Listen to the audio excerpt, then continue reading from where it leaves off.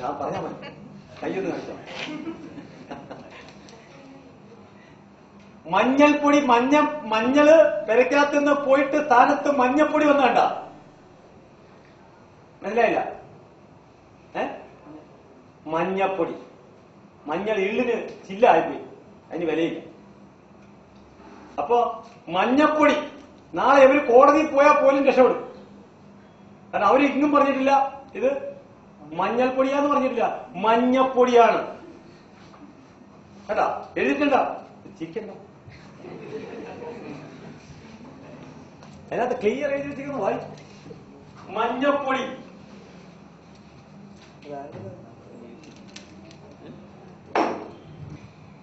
Pineapple ആണെന്ന് നോക്കി സമയോ ഇവിടെ സാധനം തന്നെ ഇങ്ങനെ വെച്ചത് അടച്ചിട്ടുണ്ട്. ഇത് നെയ്യിന്റെ മണം. ഇപ്പൊ നിങ്ങള് ബട്ടർജാമും കിട്ടർജാമും ഒക്കെ ഇരുന്ന് ഹോട്ടലിൽ കഴിക്കുന്നില്ലേ, ഇതാണ് ഒരു തുള്ളി അങ്ങോട്ട് കഴിക്കുന്നത്. അല്ല, നെയ്ക്ക് 650 രൂപ കൊടുക്കണം.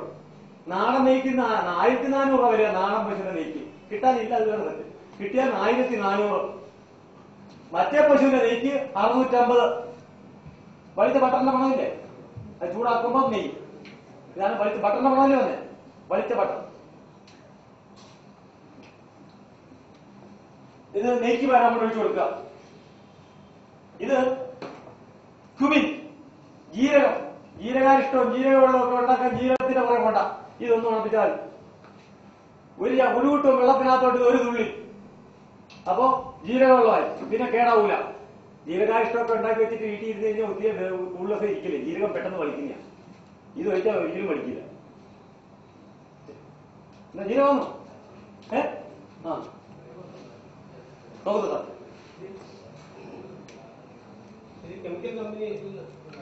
അല്ല, അതിനകത്ത് വായിക്കണം, താഴെ എഴുതിയിട്ടുണ്ട്. ഗീ, ഫ്ലേവർ ഏജന്റ്, അവരിവിടെ ഒന്നും കളം പറഞ്ഞിട്ടില്ല, അവരെല്ലാം ഇതിനകത്ത് എഴുതിയിട്ടുണ്ട്. ഇൻഡസ്ട്രിയൽ റോ മെറ്റീരിയൽ വായിച്ചല്ലോ. Industrial raw material. ഏത് ഇൻഡസ്ട്രിക്കകത്താണ് ഈ റോ മെറ്റീരിയൽ? നമുക്ക് ജീരകത്തിന്റെ എസൻസ്, ഫ്ലേവർ കടയിൽ. ഇത് ഏത് പെയിന്റ് അടിക്കാനാണിത്? അത് തമാശയൊന്നുമല്ല. ഈ പെയിന്റ് തീറ്റിച്ചതിന് എത്ര സ്വർണ്ണം മണി കിട്ടുന്നുണ്ട. ഇത് ബുഷിന്റെ ഏറ്റവും വലിയ കമ്പനി, അതായത് തമാശ. ബുഷിന്റെ orange, red, yellow powder artificial. ബിരിയാണിക്കകത്ത് ബിരിയാണിയൊക്കെ നമ്മൾ ഇപ്പൊ കണ്ടിട്ടില്ലേ? ബിരിയാണിയൊക്കെ തിന്നതിന് ശേഷം കൈ മഞ്ഞിച്ചിരിക്കില്ലേ, കൈ കൈകാലും കുത്തില്ല. ഇതൊക്കെ കുടലിൽ ചെന്നാണേ പിടിക്കുന്നത്. ഇതെല്ലാം കുടലിൽ വേണം സമാധാനം പറയാൻ. ഇതൊക്കെ എന്താ ഇതിനകത്തിരിക്കല്ലോ, എത്ര പേഴ്സന്റേജ് ഡൈ എന്ന് എഴുതിയിട്ടുണ്ട് കേട്ടോ. നോക്കൂ, പെയിന്റ് എത്ര പേഴ്സന്റേജ് ഇതിനകത്ത് എഴുതിയിട്ടുണ്ട്. അതാണ് എടുത്തു കാണിക്കാൻ കാര്യം. പെയിന്റ് ആണെന്ന് ഇതിൽ എഴുതിയിട്ടുണ്ട്. ഞാൻ പറയണത് നിങ്ങൾ ശ്രദ്ധിക്കണ്ട, കമ്പനിക്കാരൻ നേരിട്ട് പറയുന്നുണ്ടോ? ഇത് 49% ഡൈ. ഡൈ എന്ന് പറഞ്ഞ അർത്ഥം എന്താണ്? അതല്ല, സംശയമില്ലല്ലോ. അതിന്റെ കുമിൽ പോയത് നോക്കി.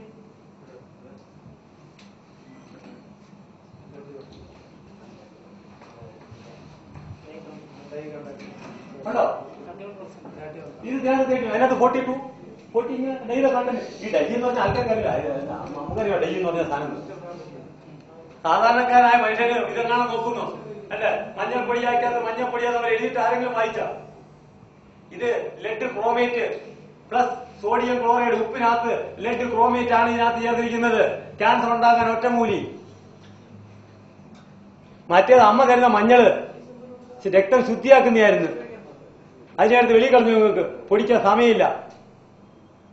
ഉപ്പിനകത്ത് നമ്മൾ പൊടിച്ചുകൊണ്ട് തന്നെ കണ്ടായിരുന്നോ? കുപ്പിച്ചില്ലിട്ട് കൊണ്ടുവന്ന ഓർമ്മയുണ്ടോ? വായിച്ചായിരുന്നോ? ഉപ്പിനകത്ത് കുപ്പിച്ചില് പിടിച്ച ഓർമ്മയുണ്ടോ? ഉണ്ട്. ആർക്കൊക്കെ അറിയോ? വല്ലവരൊക്കെ വായിച്ചിട്ടുള്ളൂ. ഉണ്ടോ? എന്നിട്ട് സാറ് വേറെ തമാശ കേൾക്കണം. ആ പേപ്പറിലെ ഉപ്പിനെ പറ്റിയുള്ള ഡീറ്റെയിൽസ് ആണോ വരുന്നത്? അതിന്റെ തനി രൂപം ഞാൻ വായിക്കാൻ പോകുന്നു. അതിനകത്ത് എഴുതിയിട്ടുള്ളതിന്റെ മലയാളം കേട്ടോളൂ. The complete drugs reference published the Royal Pharmaceutical Society of Great Britain എന്ന പുസ്തകത്തിലെ രാസവസ്തുക്കളുടെ ഗുണദോഷങ്ങളെ പറ്റി പ്രതിപാദിപ്പിക്കുന്ന ലോകത്തിലെ ആധികാരിക ഗ്രന്ഥമാണ്. ഇതിന്റെ 33-ാം പതിപ്പിലെ 1522 23 പേജാണ് പ്രധാന കയ്യിലിരിക്കുന്നത്. 1523 22 23 പേജ്. അതിനകത്തുള്ള അടുത്ത് നോക്കിക്കോളൂ. ഇനി രാസ അയഡിൻ ഉപയോഗിക്കുന്ന മൂലമുള്ള അപകടങ്ങൾ അക്കമിട്ട് പറയുന്നത് കാണുക.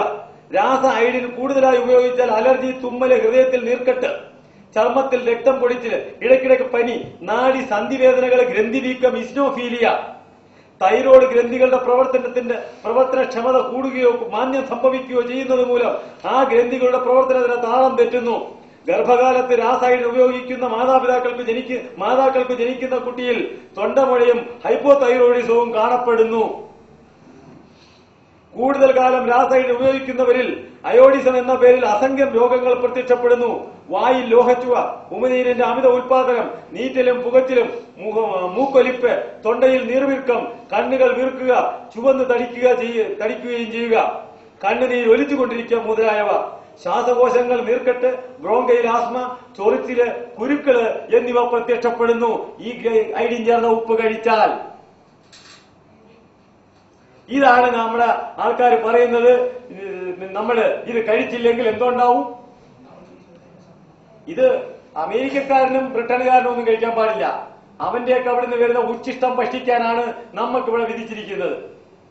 അവരെല്ലാം അവിടെ നിരോധിച്ച സാധനമാണ് നമുക്ക് കൊണ്ടുതരുന്നത്.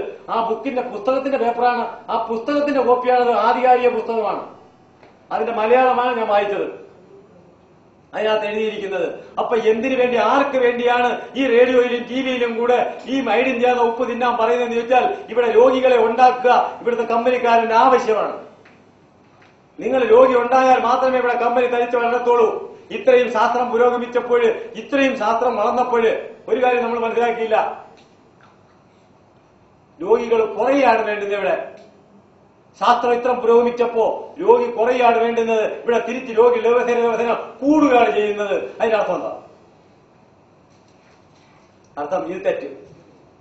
ഇന്ന് കടൽത്തീരത്ത് താമസിക്കുന്ന ഒരൊറ്റ കുട്ടികൾക്കോ ഒരു മാതാപിതാക്കൾക്കോ തൈറോയിഡോ ഗോയിറ്ററോ ഉണ്ടാവാൻ പാടില്ല. കാരണം ഏറ്റവും കൂടുതൽ അയഡിൻ കിട്ടുന്നത് കടൽത്തീരത്ത് താമസിക്കുന്ന കുരുത്തിലും ചാളയും മത്തിയും കൊഴുവായും തിന്നുന്നവർക്കാ.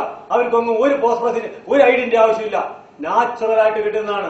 അതിനകത്ത് കടലിന്റെ ഉൾക്കടലിൽ കിടക്കുന്ന പായല് കൊണ്ടുവന്ന് ഉണക്കി പൊടിച്ച് ഉപ്പ് പല്ലിനകത്ത് പൊടിക്കാൻ കൊടുത്തതായിരുന്നു. ഇവിടുത്തെ ആദ്യത്തെ അയഡിൻ ചേർന്ന ഉപ്പ് ഉണ്ടാക്കാനായിരുന്നു ഇവിടെ പറഞ്ഞത് സയന്റിസ്റ്റുകള്. അവിടെ കച്ചവട ലാഭക്കാർ കൊതിയന്മാര് വന്നിട്ട് നമ്മളെ കൊണ്ട് ഇപ്പോ തീറ്റിപ്പിച്ച് ഇതിന്റെ പേരിൽ നമ്മളെല്ലാം രോഗികളാക്കുന്നു. ഇനിയും നമ്മൾ കണ്ണു തുറന്നില്ലെങ്കിൽ പ്രശ്നമാ, ഗുരുതരമാ. അല്ലേ? ശരിയല്ലേ? ആർക്ക് വേണ്ടിയാണ് രാവിലെ പറയുന്നത്? അയഡിൻ ചേർന്ന് കഴിച്ചോ, ഇല്ലെങ്കിൽ ഗോയിറ്റർ, ഇല്ലെങ്കിൽ തൈറോയിഡ്. യഥാർത്ഥത്തിൽ എന്താ സംഭവിച്ചത്? ഇതിനെതിരായിട്ട് നമ്മൾ ഉണർന്നില്ലെങ്കിൽ, ഇനി ഉണർന്നില്ല എപ്പോഴാണ് ഉണരാൻ പോന്നേ? ഇതിനൊക്കെ എതിരായിട്ട് നിങ്ങൾ ഉണർന്നില്ലെങ്കിൽ നമ്മൾ ഇനി എപ്പോഴാണ് ഉണരാൻ പോന്നേന്ന് പറയാ. ഇത് നിങ്ങൾ ഓരോരുത്തരും രോഗിയാക്കുക എന്നുള്ളത് ഇവിടെ ഞാൻ പറയട്ടെ, ഇരിക്കുന്ന അടുത്ത പേപ്പർ കണ്ടോളൂ. നിങ്ങൾ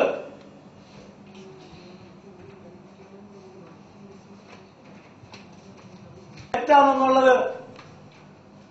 ജപ്പാൻ ജ്വരം കേരളത്തിൽ ആലപ്പുഴ ജില്ലയിൽ ഒരാൾക്കാണ് ഉണ്ടായത്.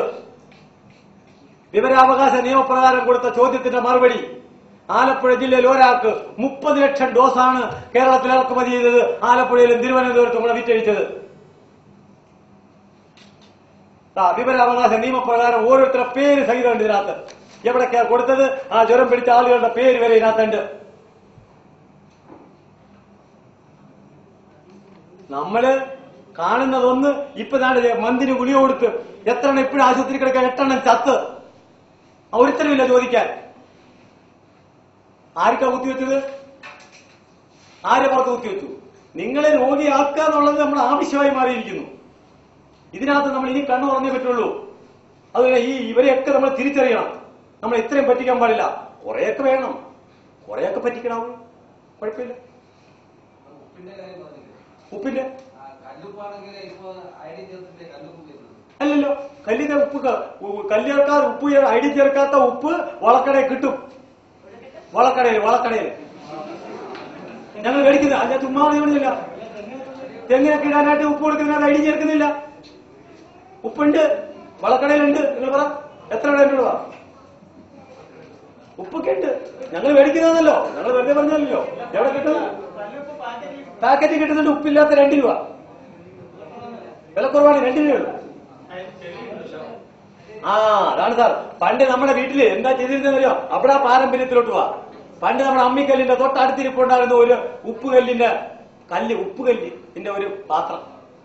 ആ പാത്രത്തിനകത്ത് വെച്ചിരിക്കുന്ന അടപ്പേതെന്നറിയോ? അടവല വാങ്ങുന്ന അടവലയുടെ കല്ലിന്റെ ആ അടവല ഒരു പലകയുണ്ടായിരുന്നു പിടിക്കുന്നത്. ആദ്യം ഇതിന്റെ അടപ്പായിരുന്നു. അതിനകത്തൊരു ചിരട്ട അല്ലെങ്കിൽ വീട്ടിൽ ചിരട്ടത്തരി കൊണ്ടുള്ള ചവി ഒടിയുമ്പോ അതിന്റെ ചിരട്ടയുടെ ലേനകത്ത് ഇടുവാൻ. ഓർമ്മയില്ല? ആണോ? ഓർമ്മയില്ല? ഇവിടെ ഉള്ളവർക്ക് ഇല്ലേ? ചക്കയുടെ കുഴയൊക്കെ വിളമ്പുമ്പോ നല്ലോണം എടുക്കുമ്പോണ്ടല്ലോ ഇത് ഈ ചവി അങ്ങ് ഓടിയുമ്പോ ആ ചിരട്ട ലൈനകത്തിടും. അതിനകത്താ ഉപ്പിനകത്തിടും. ഇട്ടിട്ട് അവിടെ വെച്ചിരുന്നിട്ടാണ് ഈ കോരി വെച്ച് അവിടെ വെച്ചാണ് കലക്കുന്നത്. കറിയൊക്കെ കലക്കുന്നത് ഈ അമ്മിക്കല്ലിന്റെ അടുത്ത് വെച്ചാണ്. അപ്പൊ കലക്കിയിട്ട് അവസാനം ഒരാഴ്ച കഴിയുമ്പോഴത്തേക്ക് ഉപ്പ് അങ്ങോട്ട് തീരും. ഇതെല്ലാം കൂടെ കഴിയൊക്കെ കളയും. മട്ടുപോയാ വീണ്ടും പുതിയത്